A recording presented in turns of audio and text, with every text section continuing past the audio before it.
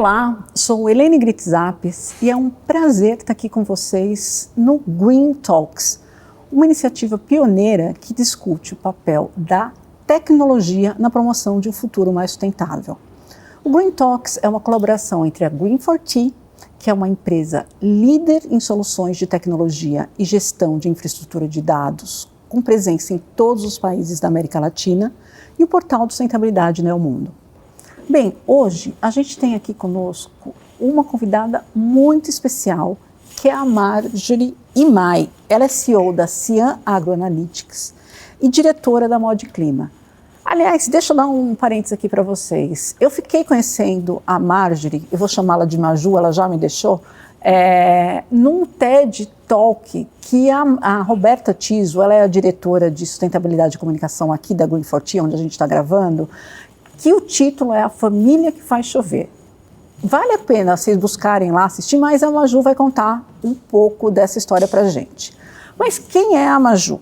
A Maju, ela tem mais de 19 anos de experiência em trabalhos relacionados à inovação e implementação de pesquisa climática e sustentabilidade. Ela é formada em administração de empresas pela GV e recursos humanos e também é pós-graduada em marketing pela SPM. Só que ela fez nesse meio uma jornada, uma mudança muito grande de rota, passando de publicitária a uma empreendedora bem-sucedida. Maju, bem-vinda. Oi, Eleni, obrigada. Roberta, todo o pessoal do Green Talks, pela oportunidade de estar aqui, né, com vocês, para contar um pouquinho da nossa história. Sim, e é uma história deliciosa.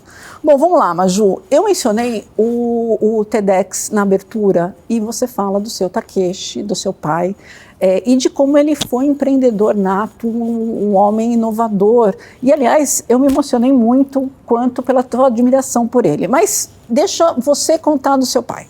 Conta pra gente dele. Tá bom.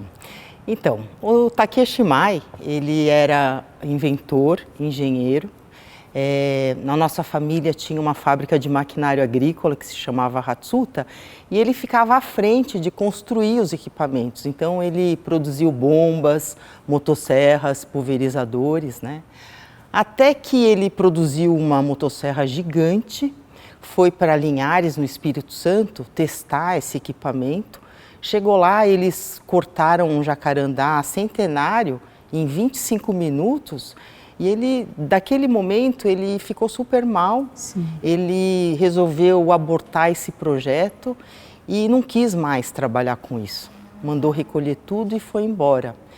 E dali para frente, muita coisa mudou na vida dele, né? Ele sempre muito inventivo, ele quis focar as atenções em procurar solucionar problemas que tivessem a ver com a humanidade, né?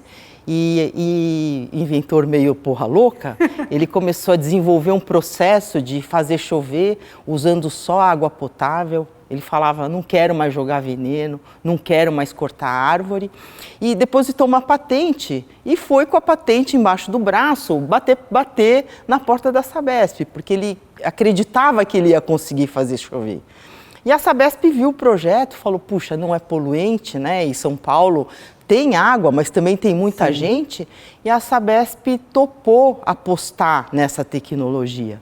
E aí eles começaram a tocar projetos experimentais no sistema Cantareira, que já chegou a abastecer água para 14 milhões de habitantes, Sim. Agora está abastecendo mais ou menos para uns 7, mas mesmo assim é bastante gente, né? E aí, de lá para cá, ele teve mais de 10 contratos, nós na Mod Clima, mais de 10 contratos de indução de chuvas para o sistema Cantareira.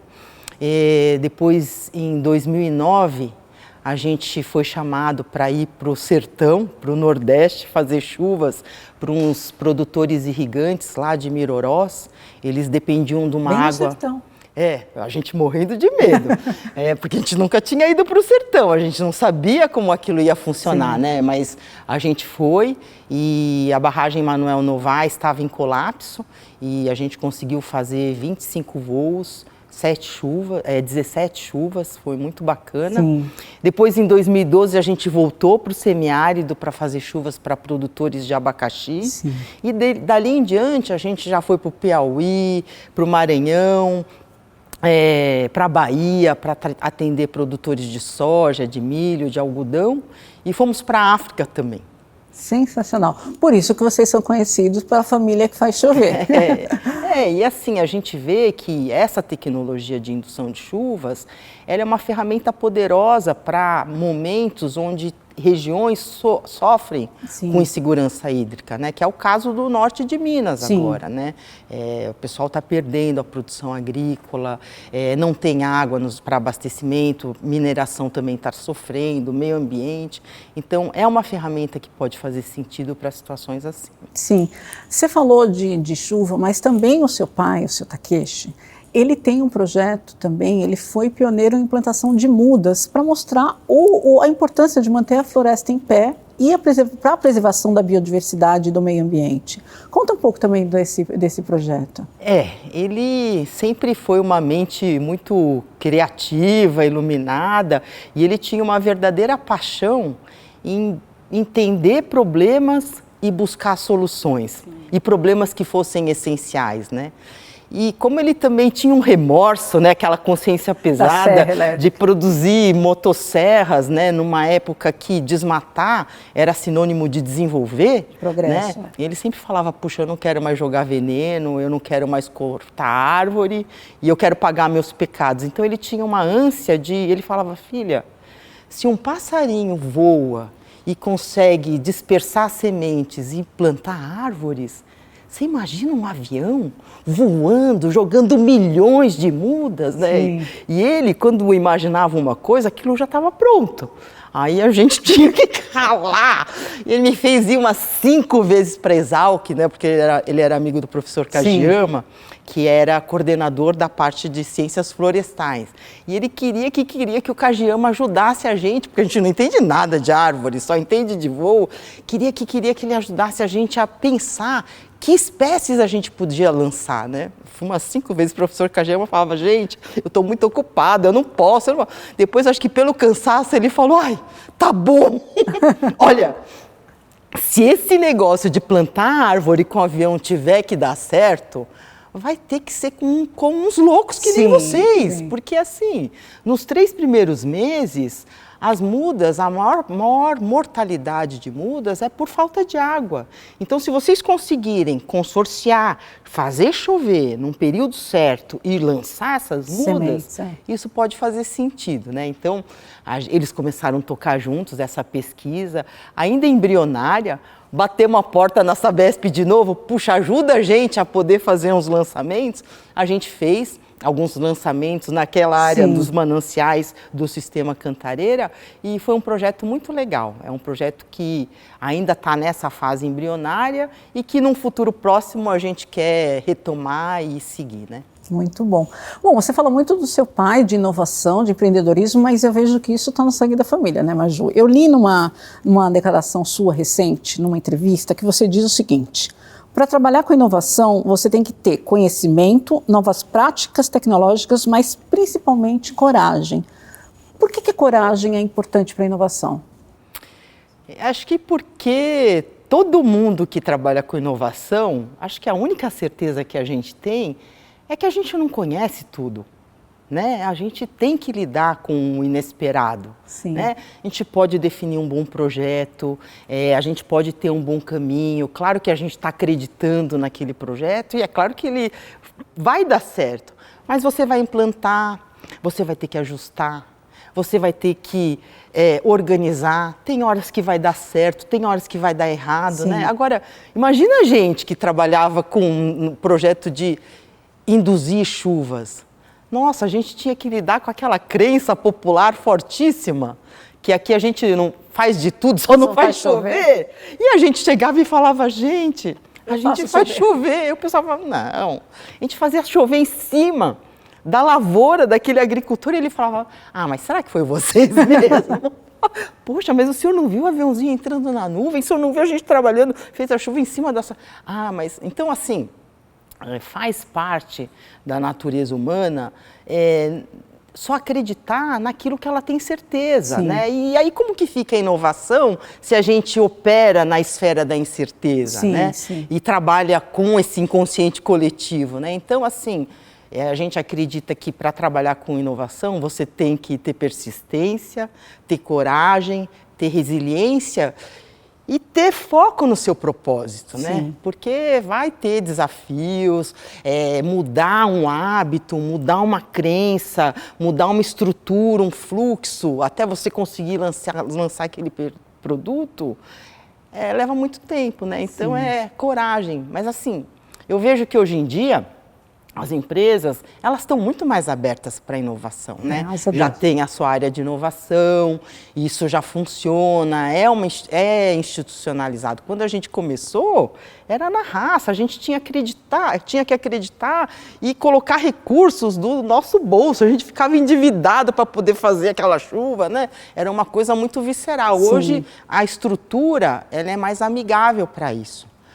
Mas mesmo assim, eu acho que as nossas instituições, os nossos dirigentes, as nossas empresas precisam ter mais coragem, né? Porque as questões ambientais e climáticas, elas são muito complexas, né? E às vezes, que nem a gente faz chuva para aquele reservatório que já está meio secando, a gente faz chuva para aquele produtor que já está quase quebrando, para aquela floresta que já incendiou. Mas a gente tem que ter coragem para mudar esse mindset e conseguir fazer chuvas para deixar aquela floresta verde sempre. Não esperar o pior. Porque ela verde, ela vai correr menos risco de incendiar. A gente tem que conseguir trabalhar projetos de médio prazo para aqueles reservatórios poderem garantir segurança hídrica. E a gente não ter que ficar no risco de bater num volume morto, de acabar a água para todo mundo, né? E para aquele produtor, não para ele quebrar, mas para ele ter bastante chuva, para ele produzir muito, né? Então, é isso. Muito bom. Você falou de coragem, você falou o quanto vocês começaram lá contra tudo e contra todos, mas uma coisa que eu vi nos projetos de vocês é que a colaboração é muito importante. Vocês têm um projeto colaborativo para combater incêndios florestais no Cerrado. Conta um pouco por que a colaboração é tão importante e como ela permeia os projetos que vocês lideram. Sempre que, são duas coisas, né? Sempre quando a gente vai, por exemplo, num projeto de indução de chuvas, para uma região que está sofrendo com muita escassez de água, né? E a gente foi para projetos já muito difíceis, né? Que você pega a estrada, aquela terra, né? Você já não vê vegetação, aqueles bichos todos mortos, né? Então, assim, quando você chega num projeto assim, acho que tanto a gente, nosso time, né? A gente é solidário, né? E quanto as pessoas locais que precisam ter mais água, elas também são solidárias, né? Então, sempre nasce um encontro muito bom. E a gente criou amigos muito bons, sabe aqueles amigos que você cria na hora do perrengue, né? Isso fica para sempre. Então, acho que tem essa colaboração que é muito boa, né? E a gente também, no CIAM, monitora muitas áreas que incendeiam, né? Então, a gente dá os alertas, a gente manda a rota para o cara chegar mais rápido, né? A gente monitora se o risco de incendiar está acontecendo, está aumentando, né? Isso tudo sempre é muito colaborativo. Agora, também tem uma outra vertente do ser colaborativo, que é um sonho que a gente também já está trabalhando para construir, né? Essas questões de clima, de meio ambiente complexas, né?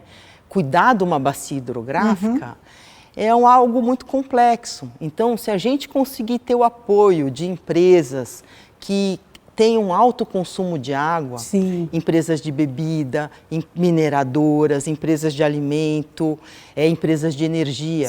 E se a gente consegue fazer um pool para adotar uma bacia hidrográfica, para manter uma operação de chuva dedicada, a gente vai fazer com que essa bacia ela tenha sempre água para poder não só apoiar as operações industriais, né, econômicas, mas também disponibilizar água para a população, para a fauna, para a flora. E a mesma coisa, se a gente consegue sensibilizar empresas que são altamente emissoras de carbono para a atmosfera, sim, ou de gases poluentes, se essas empresas pudessem se juntar para adotar uma floresta, né, que tem o seu papel importante de captação de carbono e deixar uma operação dedicada para que essa floresta receba mais chuvas, mais sim, distribuídas, ela fique mais umidificada, fique mais vigorosa para poder enfrentar o período de estiagem mais forte, sim, sim. ela vai incendiar menos, né? E se a gente conseguir monitorar isso tudo, dar os alertas para poder apagar esses incêndios, isso faz muito sentido. E isso são projetos de médio prazo, né? E a gente precisa começar a despertar a colaboração desses outros agentes para tocar projetos que façam frente a essas questões. Não, e como você falou, você está unindo forças de empresas que são Sim. grandes consumidoras, por isso são grandes dependentes, que isso é benefício para o negócio também, né? Sim, também. E aí, Maju, eu quero falar agora sobre a Cian e sobre a Modclima um pouco. Eu lembro que a Roberta, quando a gente estava falando aqui sobre essa entrevista, ela falou que você falou para o agricultor, olha, vai ter um incêndio em 10 minutos na tua lavoura, de que você tem toda a tecnologia. Então, falando da Cian, a Cian é uma ferramenta de sensoramento climático e o Modclima atua no projeto de indução de chuvas. E você já falou aqui o quanto sustentabilidade é chave para o que vocês fazem. Então, conta um pouco dos projetos da Modclima e da Cian. Tá. Então, vamos pela cronologia, né? Quem nasceu primeiro foi a Modclima, que é a empresa fazedora de chuvas.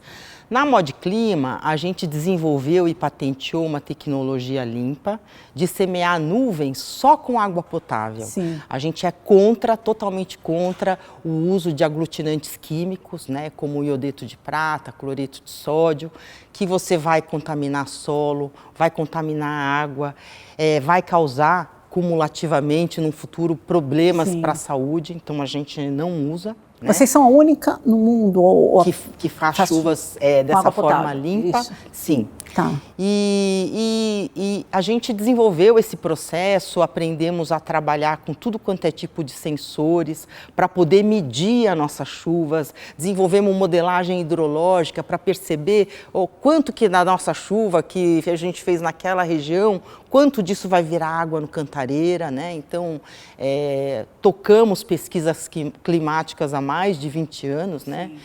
E dessa expertise de atuar no clima, né, de estar lá furando uma nuvem, vendo a direção do vento, fazendo a chuva cair lá e mede essa chuva, quanto que deu, dessa expertise, quando a gente começou a ir para o oeste da Bahia fazer chuvas, a gente falou, cara, como que esses produtores com essas áreas gigantes, 5.000, 10.000 hectares, que dependem tanto de informações climáticas para poder tomar decisão, o cara vai plantar se chove ou não, ele vai colher se chove ou não, aquele produto químico caro, ele vai aplicar, mas se ventar muito vai ir tudo para o vizinho, né? Como que ele toma tantas decisões se eles não têm as informações assim ultra espacializadas da forma como a gente tinha, né? E aí a gente teve um insight, a gente falou, cara, se a gente começar a sistematizar tudo isso que a gente já faz para disparar uma operação de voo, nós vamos entregar um grande valor. Sim. E dessa sistematização dos nossos conhecimentos climáticos é que nasceu o Cian, que é uma plataforma de monitoramento climático totalmente integrada com sensoriamento remoto. Então, no Cian, eu subo, por exemplo, uma usina de cana-de-açúcar com as fazendas subdivididas em talhões e quando a gente sobe no nosso algoritmo, a gente começa a rodar tudo quanto é dado climático em cima daquelas áreas. Então a gente não está fazendo uma previsão para São Paulo. A gente dividiu nos diversos bairros e vai falar, olha, Vila Mariana vai chover 5 milímetros, mas Pinheiros 2, né? E tudo nós trazemos para uma única plataforma, porque o clima está ficando essa coisa maluca, né? Eventos cada vez mais fortes, recorrentes e extremos, que você não sabe quando acontece, que você não sabe com que intensidade acontece e que você não sabe como que está afetando o seu negócio. E no Cian, a gente traz tudo para a mesma bandeja. A gente faz uma previsão de tempo para os próximos 9 dias, que no caso do agrícola ajuda o cara a planejar melhor a próxima semana. A gente monitora se aquelas áreas já estão secando, se o risco de incendiar está aumentando. A gente dá os alertas de incêndio no ponto certo, para eles poderem sair correndo, para apagar logo aquele incêndio. Sim, sim. A gente manda a rota para ele ir para o caminho mais rápido, para ele poder atender e fornece as informações climáticas, não manda esse carro-pipa ali, porque o vento vai jogar o fogo de frente, pega um outro que vai por trás, né? Então a gente está muito antenado em perceber como todas essas variáveis climáticas estão atuando sobre aquela área, né? Dessa expertise de ter tudo junto, misturado, né? A gente começou a fazer análises avançadas de avaliar o risco climático. E estamos atuando para bancos, quando eles querem liberar um crédito rural, entender o que está acontecendo naquela propriedade. E o risco também, né? E o risco. Seguradoras, quando eles vão pensar naquela apólice de seguro, mas olha, essa região pega muito fogo. Puxa, ele teve tantas geadas, e geada forte, e lá não chove, e lá não, né? Então a gente consegue compilar de uma forma muito interessante todas essas informações. Muito bom. Bom, para finalizar, Maju, você como empreendedora da área, uma mulher que tem coragem, que acredita na colaboração, quais são as ferramentas tecnológicas que a gente ainda pode usar para mitigar os efeitos das mudanças climáticas? O que você acha que ainda pode ser feito? O que você, como CIAN em Mod Clima, ainda acredita que pode ser feito?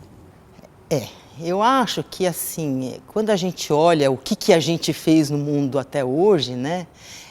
O nosso modelo de desenvolvimento econômico acelerado, ele foi muito predatório, né? Ele exauriu os nossos recursos naturais, né? E a gente foi crescendo sem limite, né? E com isso a gente detonou as nossas florestas, a gente acabou com a nossa diversidade, a gente poluiu, a gente emitiu carbono num volume que a Terra não é mais capaz de suportar, então a nossa temperatura já está aumentando, né?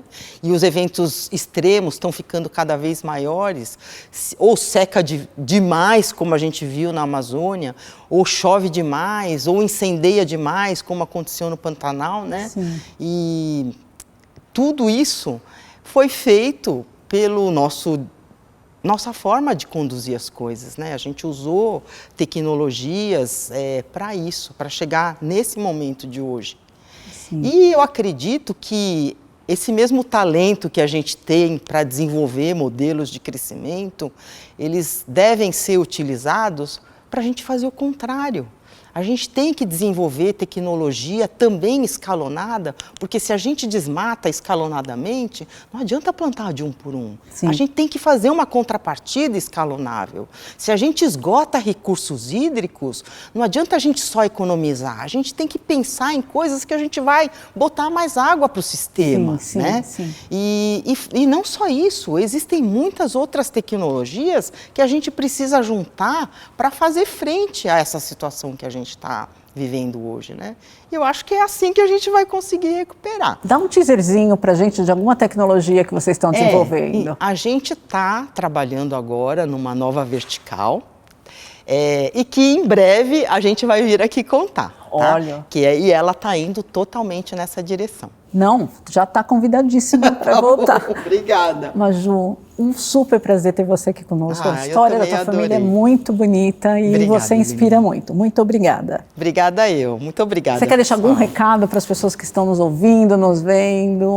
Eu acho que, assim, todos nós estamos num momento muito difícil, né, em termos de planeta. E a gente tem que estar aberto para continuar apostando em inovação, continuar tendo coragem de ousar, de apostar, de apoiar projetos, porque não dá mais para a gente fazer só aquele nosso beabá, né? A gente tem que buscar soluções maiores, né? Para poder continuar morando bem nessa nossa casa que a gente chama a Terra. Eu acho que é isso. Muito obrigada por estar aqui, pela oportunidade, adorei. Muito obrigada. Tá bom. Bom, quero de novo agradecer a Maju, a gente vai tê-la de novo para conhecer essa nova vertical. Eu quero agradecer também vocês que estão aqui conosco, nos acompanhando. Quero convidar vocês para curtir nas redes sociais, no Spotify, no YouTube, seguir a gente lá. Ouvir também, se você ainda não ouviu ou não viu os episódios anteriores, ouve curte lá também, que é muito importante para a gente esse feedback de vocês. E convido vocês para estar aqui conosco daqui a 15 dias no próximo programa, que a gente vai falar um pouco mais da tecnologia e a promoção de um futuro mais sustentável. Muito obrigada.